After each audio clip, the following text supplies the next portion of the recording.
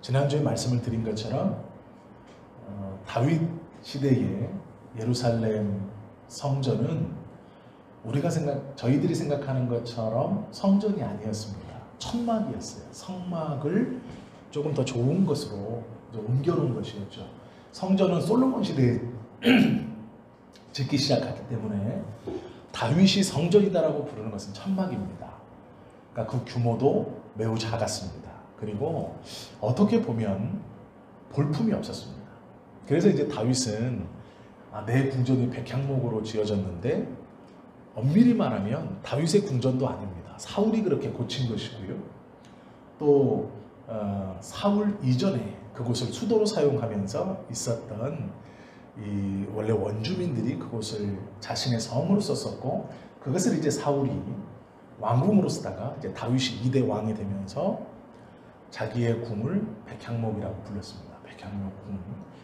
그때 이제 다윗이 하나님의 성전을 쳐다보면서 엄밀히 말하면 그 성막을 쳐다보면서 마음속에 간절함으로 성전 짓기를 원했죠. 그러나 아직 다윗 시대에는 성전을 지을 준비만 했지 성전이 지어진 것이 아닙니다. 그래서 저희가 성전이라고 할 때 건물로 생각하시면 안 되고 천막입니다. 조금 더 커지고 조금은 화려해졌겠지만 텐트라는 것이 아무리 화려해도 건물과 같은 화려함을 내뿜을 수는 없습니다. 다윗은 그 성막으로 갈 때에 올라가면서도 노래를 했고 성막을 바라보며 출발하면서도 노래를 했습니다. 근데 이것은 저자는 밝혀져 있지 않아요. 근데 이때가 다윗이 이제 왕이 돼서 가문에 대한, 즉 다윗의 가문은 유다지파였지만 다윗은 자신의 아버지에게서 난 첫째 아들이 아니었습니다. 무슨 얘기냐면 지파 중에 유다지파가 가장 컸고 가나안 땅을 정복 전쟁할 때에 유다지파가 군사가 제일 많았습니다. 그래서 다른 11지파들은 전쟁에 나아갈 때 있어서 유다지파에게 꼭 도움을 요청했어요. 왜냐하면 유다지파가 가장 좋은 땅을 차지하고도 있었지만 가장 많은 땅을 또 차지하고 있었고 군사력도 유다지파가 제일 좋았습니다. 그렇기 때문에 다른 11지파가 이 가나안 땅을 정복 전쟁할 때나 아니면 이민족이 쳐들어와서 자기 땅을 지킬 때 가장 먼저 전령을 보내는 것이 유다지파였어요. 근데 문제는 뭐냐면 유다지파는 참 명문지파이고 첫 번째 지파이고 좋은 지파이지만 다윗은 자신의 가문의 첫째 아들이 아니었습니다. 막내였어요. 이게 유다지파, 즉 하나님은 처음에 이스라엘의 왕으로 사무엘을 통해 사울을 세우실 때에 가장 연약한 지파 베냐민입니다.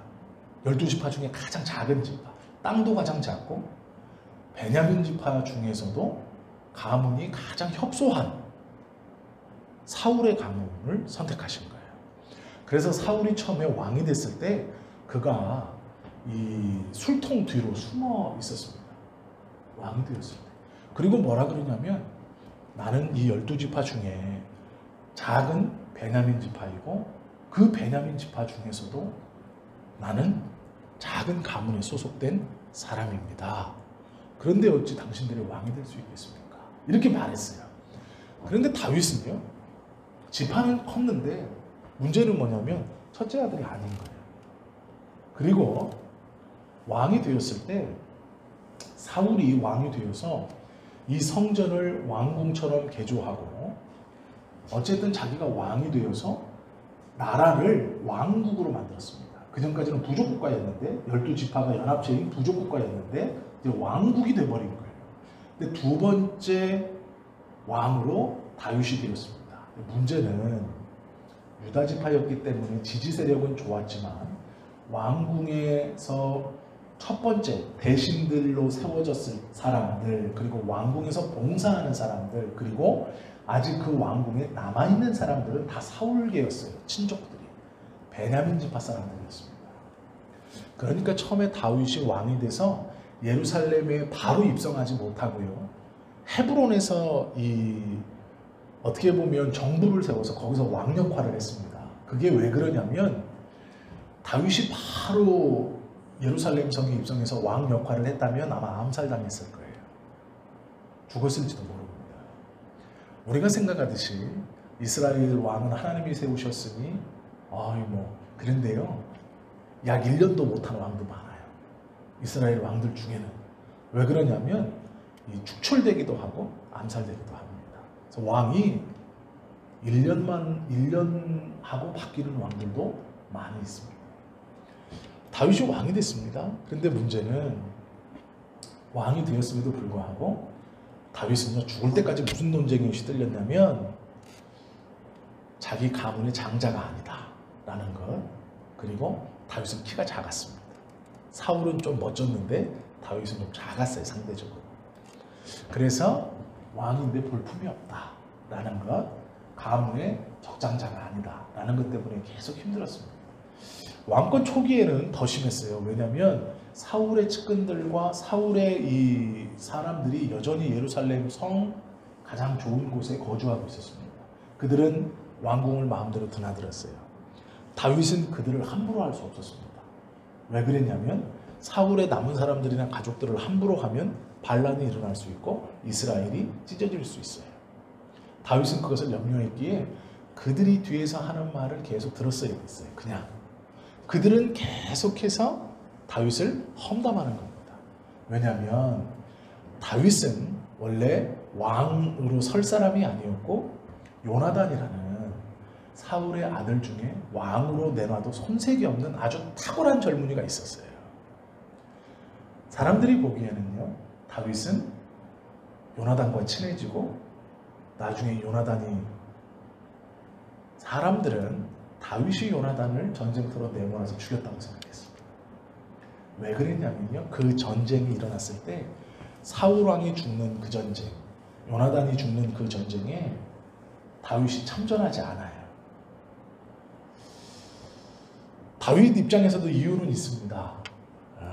우리가 이렇게 성경을 보시면 열왕기 상하를 보시면 아시는 것처럼 사울이 요나단의 입에서 다윗이 왕이 돼도 좋을 것입니다 라는 얘기가 떨어지자 그때부터 사울이 다윗을 죽이려고 마음을 아예 굳혀버립니다. 야, 이게 내 아들을 어떻게 꼬셨길래 내 아들의 입에서 지금 저녁 먹는 데서 하나님이 다윗을 선택했다는 말을 해.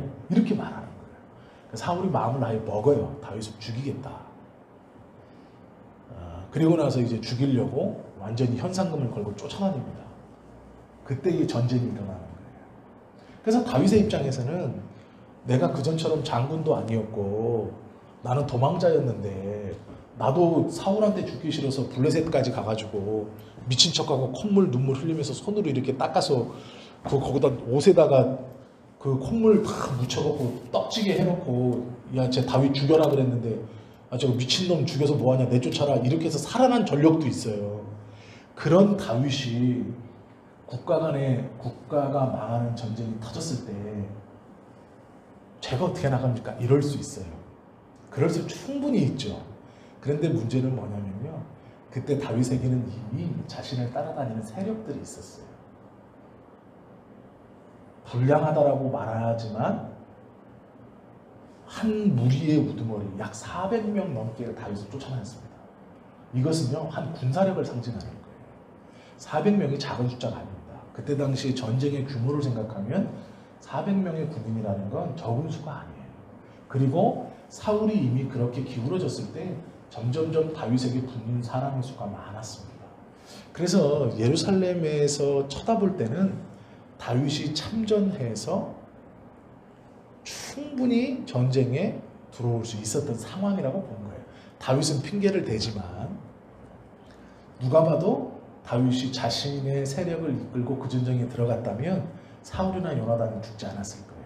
사울이 죽었을지도 몰라요. 그런데 요나단까지는 죽지 않았을 거예요. 그런데 사람들은 이렇게 생각했습니다. 일부러 죽이는 거다. 왕이 되고 싶어서. 왜 그랬냐면 다윗이 첫 번째 부인이 사울의 첫째 딸이었습니다. 그렇기 때문에 다윗은 공주와 결혼한 부마였어요.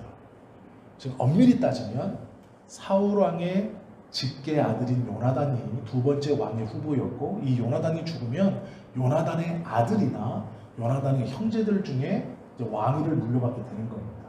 그런데 요나단의 아들이 너무 어리거나 요나단의 형제들 중에 성경에서는요, 요나단만큼 탁월한 사람이 없는 것 같아요. 기록이 안 되어 있습니다. 그렇다면 장군이었고 공주의 남편 부마인 이 다윗도 왕권을 한번 노려볼 만한 겁니다. 그렇기 때문에 정치가들과 사울 가문 사람들 그리고 이스라엘 백성들 중에 조금 정치나 국가에서 아는 사람들은 다윗이 일부러 다 죽을 때까지 기다린 건 아니냐 이렇게 생각을 했습니다. 그리고 다윗이 왕이 돼갖고 헤브론에서 통치를 하자 그 말이 노골적으로 나온 거예요. 계속 다윗은 그 모함을 듣고요 한마디도 할 수 없었어요. 왜 그랬냐면 아니라고 하는 것도 말이 안 되고 기라고 하는 것도 말이 안 되기 때문에 대꾸를 하지 못했습니다. 그래서 그 힘듦이 계속 스트레스로 쌓인 거예요. 이러지도 못하고 저러지도 못하는 거죠. 지금 뭐냐면 다윗의 마음은 그렇지 않지만 모략이 중상이 계속 있는 겁니다. 그게 예루살렘을 시끄럽게 했습니다. 그래서 다윗이 헤브론에서 예루살렘으로 바로 왕으로 바로 나아가지 못해요. 그래서 헤브론에서 국가를 다스리는 이유가 됩니다.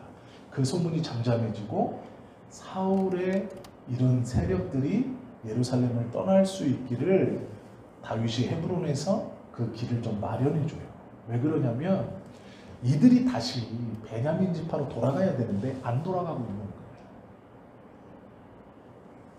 자신들이 왕궁에서 살다가 왕족으로 살다가 다시 베냐민 한 지파의 일원으로 들어가는 게, 그리고 이미 그 지파에는 지파의 리더가 있습니다. 그러면 그 지파에서도 이들이 오는 것이 달갑지 않은 거예요. 그리고 이들도 가서 자신의 지파에서 자신의 위치들이 애매해지는 겁니다. 그러니까 이들이 떠날 시간을 준 거예요. 다윗의 입장에서. 그런데 끝까지 남아있는 사람들도 많이 있었습니다. 예루살렘에. 다윗이 이제 예루살렘에 왔어요. 예루살렘에 와서 가장 먼저 눈에 띈 게 뭘까요? 성막이에요. 사울은 성막을 방치했습니다. 중요하게 생각하지 않았어요.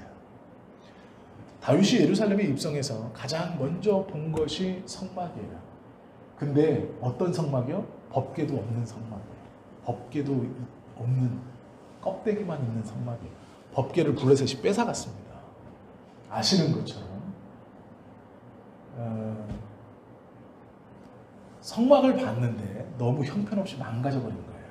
그래서 다윗이 왕궁에서 거하면서 저 성막을 어떻게든 해봐야 되겠다라고 생각을 하고 수리를 하고 보수를 합니다. 그러면서 매일매일 가는 거예요. 그런데 이제 그 성막에 가서 하나님의 은혜를 경험하고 기도하면서 자신의 마음을 달래고 하나님의 뜻을 구하고 하면서 회복은 되어져 가는데, 한쪽으로는 다윗이 성막에 집중하면 집중할수록 국가가 점점점 땅덩어리가 넓어지면 넓어지고 안정되어져 갈수록 사울 쪽에 붙었던 사람들의 험담들이 더 강해지는 거예요. 왜요? 그들은 이제 말로밖에 다윗을 해방할 거리가 없어요. 이미 다윗이 군사권과 행정권을 다 쥐고 온전한 왕으로 마지막 그들이 가장 원했던, 가장 권위를 인정했던 사무엘의 기름 부음을 받아 왕이 되었다는 소문이 다 났기 때문에 그들은 말로 이 다윗을 괴롭혔습니다. 이것이 다윗을 너무 힘들게 한 거예요. 왕이기 때문에 일반 사람처럼 그들에게 하나하나 다가가서 아니다, 오해다 이렇게 할 수 없는 자리에 있기 때문에 더 힘들었습니다. 겉으로는 아무렇지 않게 평온한 척하지만 속으로는요 그 마음이 굉장히 힘들고 어려웠습니다. 그 다윗이 이제 성막을 보는 겁니다. 그리고 그 성막에서요 하나님의 법궤가 있음에도 불구하고 뭐라고 고백하냐면 하늘에 계심이라고 고백해요. 하늘에 계심. 그런데 이 하늘에 계심이라는 말이요, 하나님은 하늘에 계시고 이라는 말은 굉장히 중요한 말입니다. 왜 그러냐면요. 모세는 하나님을 떨기나무에서 봤다고 생각했습니다. 자기가. 그리고 그 떨기나무에서 하나님의 음성을 들었어요. 첫 번째 주신 음성이 뭐예요? 이곳은 거룩한 곳이다. 내 발의 신을 벗어라. 이 무슨 얘기냐면 하나님께서 임재해 계심이 거룩하다라는 뜻도 되지만 신을 벗어라 라는 것은 내가 이곳에 있다라는 뜻이에요. 하나님께서 내가 이곳에 지금 있다. 그러니 너는 종이다라는 거예요. 피조물이기 때문에 신을 벗어라. 너의 자유의지는 지금부터 없다. 이런 뜻입니다. 모세가 신을 벗어요. 그런데 이 모세가 나중에 신명기 26장 15절에 보면 뭐라 그러냐면요. 이렇게 기록되어 있습니다. 모세는 하나님께서 그의 거룩한 처소. 자, 신명기 26장이면 이미 성막이 있을 때예요. 그러면 하나님은 어디에 임재해 계세요? 성막에 있는 거예요. 근데 모세가 하나님의 거룩한 처소라고 부르면 어딜까요? 성막이어야 돼요. 법계 그 지성소 아니어야 되는 거예요. 근데 모세가 그렇게 기도하지 않아요. 하나님이 분명히 하나님의 말씀대로 이 성막을 지었습니다. 그리고 지성소 가장 안쪽에다가 법궤를 놔뒀거든요. 그리고 그 법궤를 법궤 이렇게 부르기도 했지만 그들은 시온좌라고 불렀어요. 시온좌. 하나님께서 강림해 계신 곳, 앉아 계신 곳, 시온, 모든 땅에 이 좌정하신 곳 이런 뜻이거든요. 시온좌라고 그 법궤를 불렀습니다. 그러면 모세는요 하나님을 찾을 때 어디로 찾았을까요? 법궤를 향해서 찾았어야 돼요. 근데 모세가 그렇게 안 찾습니다. 하나님은 어떻게 찾냐면 이렇게 찾아요. 신명기 26장 15절에 보면 모세는 하나님께서 그의 거룩한 처소 하늘에서 내려다보시고 이렇게 고백하고 있어요. 성막을 주셨고 법궤를 두셨고 그 법궤를 시온좌라고 불렀어요. 내가 앉아있는 곳이다 이렇게 부르셨어요. 그러면 모세는 하나님이 어디 있다고 생각해야 돼요? 법궤 쪽에 있어야죠. 시온좌에 앉아 계셔야죠. 근데 모세가 뭐라고 기도하냐면 하나님은 그의 처소인 하늘에 계시고 이렇게 말해요. 법궤가 있는데 이 땅에 하나님이 친히 주셨는데 모세는 하나님이 하늘에 있다. 그리고 하늘에 계셔서 당신의 백성들에게 복 주시기를 원한다. 이렇게 막 고백하고 있어요. 기도를 이렇게 합니다.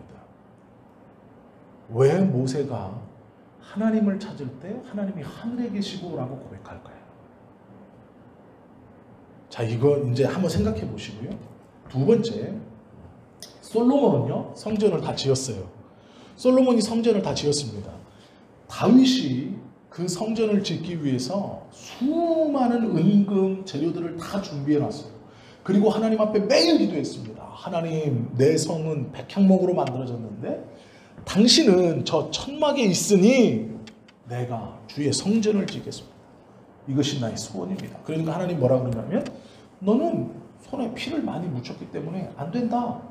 네 아들이 지을 거다. 그 솔로몬이 지었습니다. 지어놓고 솔로몬이 1,000번제를 드렸어요. 그러면 1,000번제를 드릴 때 가만 생각해 보세요. 1,000번제를 드릴 때 그 솔로몬이 지은 성전에 가장 안전하고 가장 안쪽에 뭐가 있었을까요? 법궤가 있었을 거예요. 예전에는 천막에 있었지만 이제는 왕궁보다 더 크고 화려한 성전이 있었고 그 크고 화려한 성전 가장 안쪽 가장 거룩한 곳에 법궤를 놔두고 이것이 이제 진짜 성전이 된 거예요. 그리고 솔로몬은요 그 법궤를 향해서 1,000번제를 드렸습니다. 모든 레위 지파가 달려들어서 하루에 15마리에서 한 30마리 정도의 소를 잡아서 제사를 계속 드릴 때 그러면 보통 3년이 걸립니다. 1,000번제를 드리면 3년 정도 걸린답니다. 그러니까 이제 3년에서 뭐 1년 반 이렇게 보시는 신학자도 있는데요. 예전 사람들은 이제 지금처럼 칼이 날카롭거나 이렇게 막 하는 게 아니고 소 한 마리 잡는 게 이제 거의 반나절 막 이렇게 걸린 거예요. 그리고 한 사람이 잡는 게 아니고 몇 명이 달려들어서 막 해체를 하는 거예요. 근데 왜 어렵냐면 뼈를 꺾으면 안 돼요. 뼈를 부러뜨리면 안 되기 때문에 먼저는 조심, 이게 하나님 앞에 드려지는 제물이라 가죽을 조심스럽게 벗겨, 가죽만 싹 벗겨내고 그 다음에는 또 살코기만 또 싹 벗겨내서 그리고 또 그걸 100개 내면 그냥 한쪽에다 채워놓는 게 아니라 다 태워야 되는 거예요. 모아가지고. 맨 땅에 떨어지면 안 되는 거예요. 이걸 피 한 방울까지도 다 모아서, 그러니 시간이 오래 걸리는 거예요. 자, 솔로몬은요, 법궤 그 성소에서 하나님께 1,000번째를 드렸어요. 근데 문제는 솔로몬이 기도할 때 그 법궤를 향해 기도하지 않아요. 솔로몬의 기도는 이렇게 시작합니다. 열왕기상 8장에 보시면요, 솔로몬이 성전을 짓고 봉헌하며 기도할 때 하늘을 향하여 손을 폈고, 하늘을 향하여 손을 펴도 이렇게 폈다는 거죠. 하나님께서 이스라엘 백성의 기도를 그의 계신 곳, 그럼 어딜까요? 우리가 생각할 때는 성전이어야 돼요. 이제 성전 다 지었잖아요. 그런데 이렇게 고백합니다. 하나님께서 이스라엘 백성의 기도를 그의 계신 곳 하늘에서 들으시기를 8번 반복해 말했다. 이렇게 기록되어 있어요.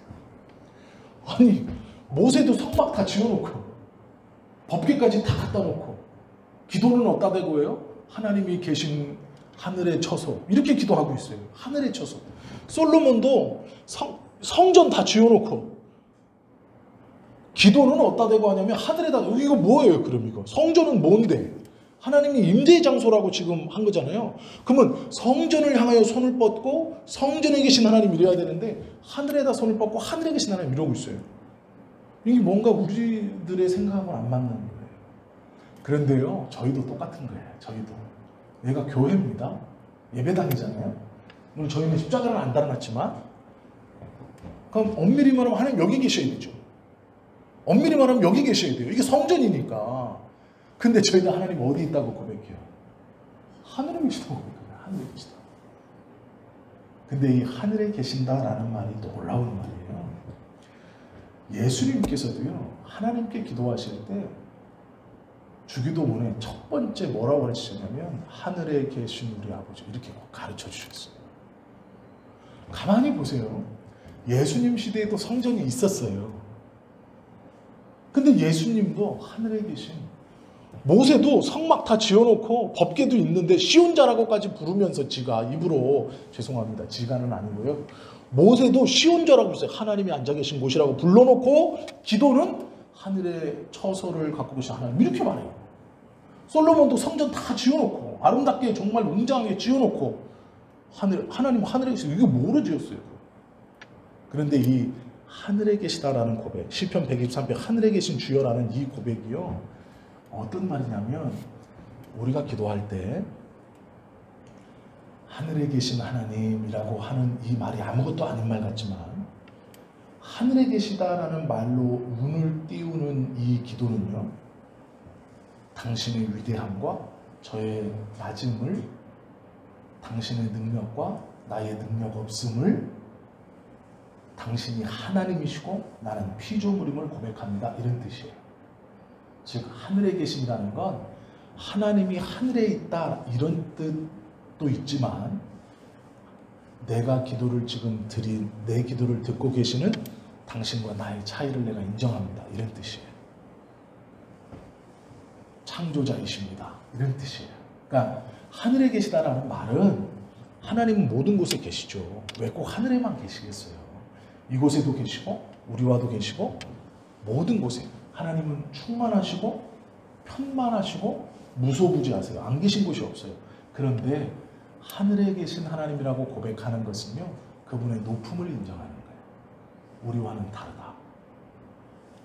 즉 믿음의 사람들이 왜 하나같이 기도할 때 하늘에 계신 이렇게 기도하냐면, 그 기도의 첫 마디를 떼면서 당신의 권위와 능력과 당신과 나의 차이, 창조자와 피조물의 차이를 인정합니다, 이렇게 하는 고백이 하늘에 계신이에요.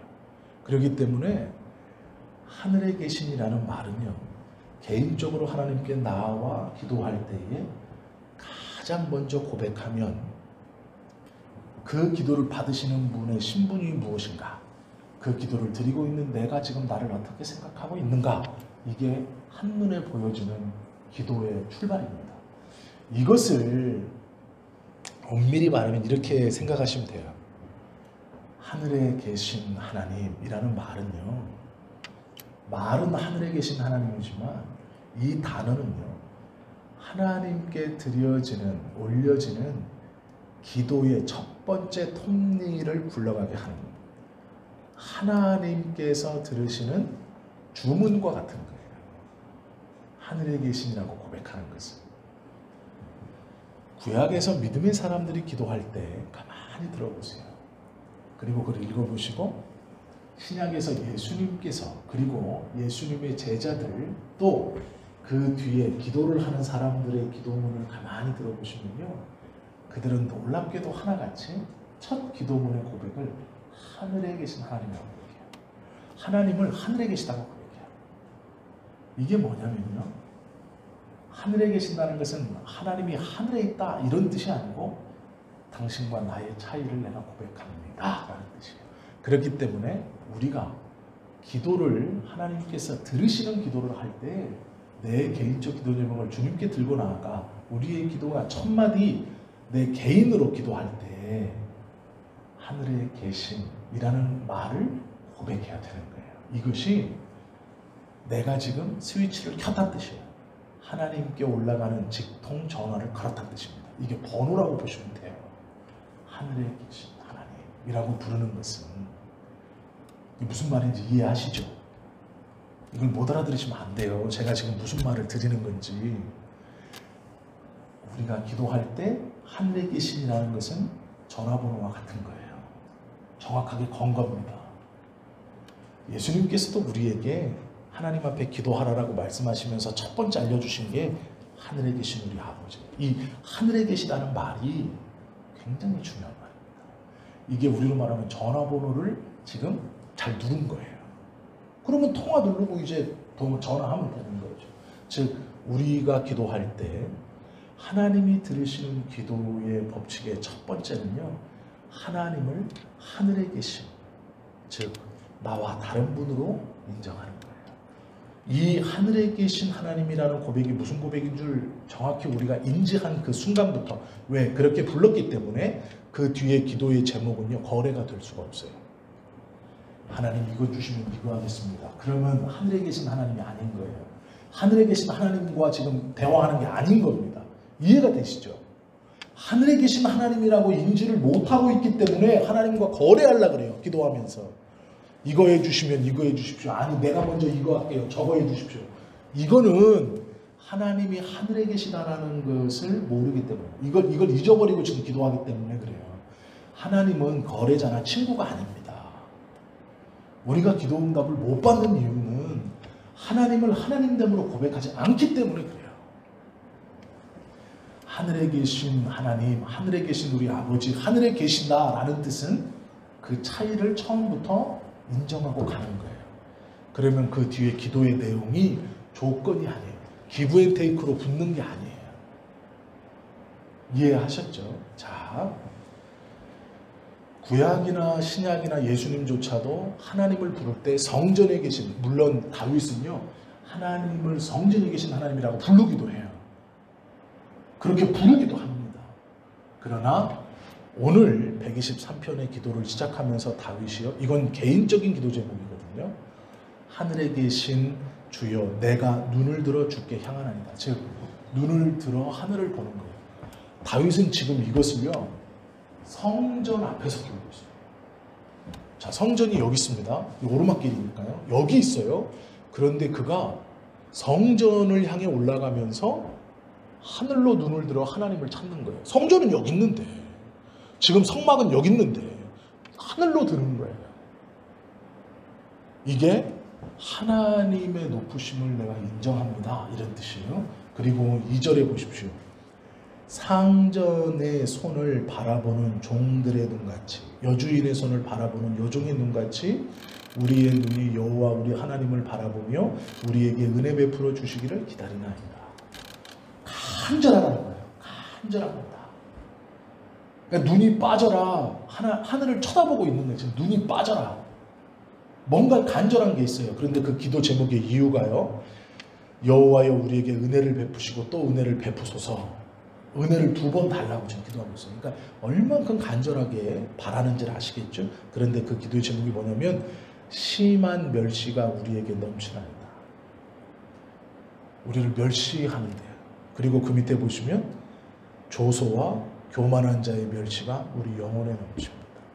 즉 사람들이 나를 비웃고 말로 무시하고 비꼬고 나를 하찮게 하고 나의 자존심을 땅으로 막 떨어뜨리는 거예요. 지금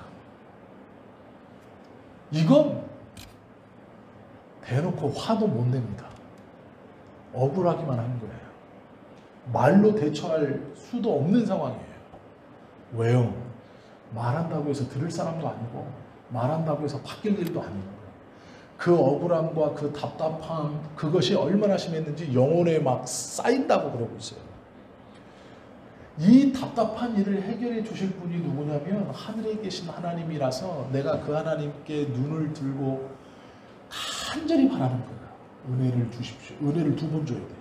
은혜를 베풀고 은혜 베풀고 합니다. 그 마음이 얼마나 억울하고 얼마나 힘이 들면 그렇게 기도하겠습니까? 로마서 12장 9절에서 10절에 보면 이렇게 말씀하고 있어요. 사랑엔 거짓이 없나니 악을 미워하고 선에 속하라. 형제를 사랑하여 서로 우애하고 존경하기를 서로 먼저 하라. 이것은 이 123편의 상황을 맞닥뜨리지 않기 위해서 하나님께서 믿는 자들에게 주신 거예요. 지금 이 123편의 다윗이 이 속상함을 가진 것은요, 이방인들이 하는 게 아니에요. 왕궁에 자기 같이 있는 그 아직 사울계의 신하들, 그리고 왕궁에서 같이 거하고 있는 대신들, 그 사람들이 지금 계속 스트레스를 주는 거예요. 저거 왕 되고 싶어서 저렇게 지금 아주 웃고 있고 좋은 척 하고 있고 하고 있지만 저거 왕 되고 싶어서 사울왕도 죽이고 요나단 왕자가 죽을 때까지 기다린 놈이야, 저놈이. 이런 거예요. 제가 지금 좋게 표현한 거지만 중산모략을 하는 거예요. 저게 지금 겉으로는 저러지만 아주 못된 놈이야. 마음속에 뱀이 들어있어.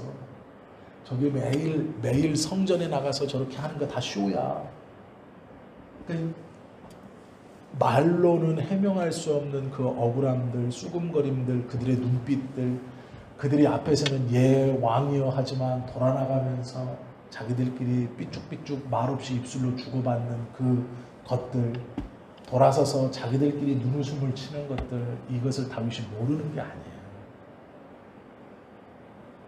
그 마음, 그렇다고 왕이 돼가지고 왜 그러느냐 큰 소리 칠 수도, 그러면 더 우스워지는 상황이니까 그 말로 표현할 수 없고 해결할 수 없는 마음을 가지고 지금 성전에 올라가요. 성전이 보이니까, 이게 왜 그렇잖아요. 어려서 밖에서 좀 속상한 일이 있거나 억울한 일 당하면 집에 와서 부모님 얼굴 볼 때 팡 터지는 거잖아요. 똑같습니다. 그거예요. 다윗은 성전을 보면서 팡 터진 거예요. 지금 참고 막 어디다 해소할 수 없고 한을 풀 수 없고 억울함을 어떻게 주체할 수 없고 이것을 하다가 성전에 올라가서 성전을 보다가 팡 터진 거예요. 이걸 주체할 수 없는 거예요. 그래서 기도하는 거예요. 하늘에 계신 하나님, 내가 눈을 들어주, 하늘을 쳐다보며 간절히 바라고 간절히 원합니다. 종들이 주인의 손을 쳐다보고 있는 것처럼, 여종들이 그 여주인의 손을 쳐다보고 있는 것처럼 내가 하나님의 손만 바라보고 있습니다. 나에게 은혜를 주십시오. 은혜를 주십시오. 이 억울함을, 이 속상함을, 이 말할 수 없는 고통과 풀 수 없는 이것을 하나님 해결시켜 주십시오 하는 거예요. 그런데 그 기도의 출발로 하늘에 계신 하나님이라고 부르고 있는 거예요. 이게 코드입니다. 이게 하나님이 들으시는 기도의 출발의 비밀이에요. 즉 이것은요, 하늘에 계신이라고 고백한다고 이게 아니고 그의 높음, 나의 낮음, 하나님만이 해결하실 수 있는 하나님의 능력, 그것을 고백하는 뜻입니다. 이것이 하늘에 계신 하나님이라고 부를 때 그 말 속에 인정하고 들어있는 거예요. 즉 우리들이요, 기도하면서 들었으니까 나도 하늘에 계신 하나님이라고 불러야지, 하늘에 계신 아버지라고 불러야지, 너무 좋아요. 그런데 왜 하나님을 하늘에 계신 분이라고 부르는지를 모르고 하면 안 되는 거예요. 반대로 하늘에 계신 하나님이라고 부르지 않아도 그 마음, 하나님은 창조자이시고 나는 피조물이고 하나님은 높음이시고 나는 먼지만도 못한다는 것을 인정하는 그 마음이 있다면 그 다음부터 기브앤테이크의 기도는 하나님께 드릴 수 없어요. 감히 나와 동등된 분이 아니라는 걸 인정했기 때문에, 그 마음이 있기 때문에 다 그렇게 기도하시겠지만 오늘 우리가 123편을 통해서 이것 기도를 시작하고 드릴 때에 가져야 되는 마음가짐, 그것을 좀 먼저 우리가 오늘 이 한 가지는 새롭게 좀 깨닫고 하면 좋을 것 같아요. 시편 123편을 보시면서 세 가지만 생각하시면 돼요. 첫째는 하늘에 계신 하나님, 영존하시고 살아계신 참 하나님만을 믿고 그를 의지하지 않는 것이고요. 두 번째는 조소와 멸시를 당하는 고난 중에도 하나님의 긍휼만을 의지하자. 우리는요, 하나님께 나아갈 수 없는 자예요. 내가 잘나서 나간 게 아니고 하나님이 예비해 놓으신 긍휼함 때문에 우리가 주님께 나아갈 수 있어요. 그렇기 때문에요, 기도할 때 지금 몇 주간에 걸쳐서 제사장의 직분을 들고 나가야 됩니다. 내 개인적 기도도 드리고 제사장으로 교회와 성도들의 대표가 되어 그들을 위해서, 내가 미워하는 사람, 기도하고 싶지 않은 사람을 위해서도 기도하는 것입니다. 그리고 그렇게 기도하는 것이 성령의 음성에 순종하는 자의 중생한 자의 모습입니다. 여기까지 우리가 들었어요. 오늘 이제 새롭게 알아야 될 것은 하늘에 계신 아버지, 즉 하나님의 긍휼, 자격 없는 내가 하나님 앞에 단독자로 서서 기도할 수 있다는 것은 하나님의 긍휼 때문이므로 그 긍휼을 베풀어 주신 하나님을 인정하자는 거예요. 그분을 창조자로, 그분을 하나님으로, 그래서 그분의 긍휼을 우리가 인정하는 거예요. 그러면 하늘에 계신 하나님이라고 부르면서 그 부름이 어떤 뜻이 내 신앙에서 고백되어지고 있는가, 그리고 그렇게 부르고 고백했으니 그 뒤의 기도가 이제 예전처럼 기브앤테이크는 안 된다는 거예요. 하나님 이것 해주시면 내가 이것 하겠습니다. 이건 물론 안 되는 거고, 내가 이것을 먼저 하면 하나님 이것을 이것도 안 된다는 거예요. 제가 한 번씩 말씀드리지만요, 선불집사 복받았네라는 책이 있어요. 그 책의 내용이 뭔지 아세요? 1억을 벌고 싶으면 1,000만 원을 먼저 헌금하래요. 11조로. 10억을 벌고 싶으면 1억을 헌금하래요. 그런 책들을 쓰레기라고 부르는 겁니다. 절대로 보시면 안 돼요. 하나님은 그런 분이 아니에요. 말도 안 되는 짓거리입니다. 특별히 돈에 대해서 그렇게 간증하고 돌아다니고 책도 쓴 여집사가요, 지방에는 아직도 많아요. 그리고 아직도 지방에는 그런 분들 집회하고 다녀요. 선불집사 복받았네, 오래된 책인데 그걸 아직도 그러고 다녀요. 그리고 요즘에는 조금 세련되게 어떤 아주머니가 나와가지고 왕의 재정이라고 그래가지고 이렇게 하나님의 백성들은 하나님이 막 돈이 전 세계의 주인이니까 우리가 그 자녀들인데 뭐가 무섭습니까? 이렇게 가르치는 사람들이 있어요. 절대로 아닙니다. 그건 기도를 받으시는 하나님이 누군지, 기도를 드리는 우리가 누군지, 왜 우리가 기도할 수 있는지를 모르기 때문에 그런 거예요. 하나님의 긍휼이 아니면 우리는 기도할 수 없는 자들이에요. 하나님의 긍휼하심과 하나님의 인내가 아니고서는 우리는 살아갈 수 없는 자들이에요. 그걸 모르고 하나님과 거래하듯이 내가 이것 하면 하나님은 어쩔 수 없이 이것 해주시겠다. 아닙니다. 성경에는요, 그러한 부분이 나오기도 해요. 그런데 경제적인 부분이 아닙니다. 그건 영혼 구원에 대한 거예요. 하나님께서 영혼을 구원하고 복음을 전하는 것에 있어서 내가 너의 삶을 돌보고 내가 너의 물질을 주고 하겠다라는 것은 그의 삶이 영혼 구원에 앞장섰을 때예요. 내가 나 잘 먹고 잘 살자고 사업할 때 하나님이 그렇게 해준다는 약속이 절대로 아닙니다. 너의 삶이 영혼 구령에 온전히 헌신되어져 그 삶을 살아갈 때 바울이 그렇게 산 거예요. 그래서 바울 보고 하신 말씀이에요. 네가 영혼 구원을 제일 앞에 두고 너의 삶의 목적을 영혼을 구원하는 데 있어서, 즉 나의 복음을 전하는 데 있어서 살아갈 때 걱정하지 마라. 전대 찰 필요 없다. 신발 2개 찰 필요 없다. 무엇을 먹을까 입을까 고민할 필요 없다. 하나님께서 너희를 지키신다 라고 말하는 것은 그의 삶이 영혼 구원에 뜻을 두고 갈 때뿐이에요. 근데 그거를 자기 잘 먹고 잘 사는데 하나님을 이용해가지고, 뭐 쓸데없는 말이지만 괜히 뭐 이런 말을 할 필요는 없지만요, 우리 장로님 권사님 다 아시니까 뭐 할 필요는 없는 말 같아요. 제 의도만 알아주시면 좋을 것 같아요. 그거는 바른 기도가 아닙니다. 그냥 하나님을 욕되게 하는 거예요. 특별히 그것을 무슨 은혜처럼 앞에 나가서 한다? 말도 안 되는 짓입니다. 그것은 복음을 왜곡하는 거예요. 성경의 말씀을 왜곡하는 거예요. 자기 듣기 좋은 말 딱딱 따다가 말도 안 되는 말을 하고 있는 거예요. 그 말씀을 듣고 은혜 받으면 그렇게 하시잖아요. 그렇게 기도하잖아요. 그런데 문제는 그것은 이방인들의 기도예요. 무엇을 구하는지도 모르고 구하는 기도인 거예요. 그렇게 하시면 안 됩니다. 하나님의 긍휼로 제사함과 의롭다 하심을 받은 자답게 남을 멸시하지 마시고 사랑하고 긍휼히 여기는 선한 사람이 되어야 할 것입니다. 이게 세 번째입니다.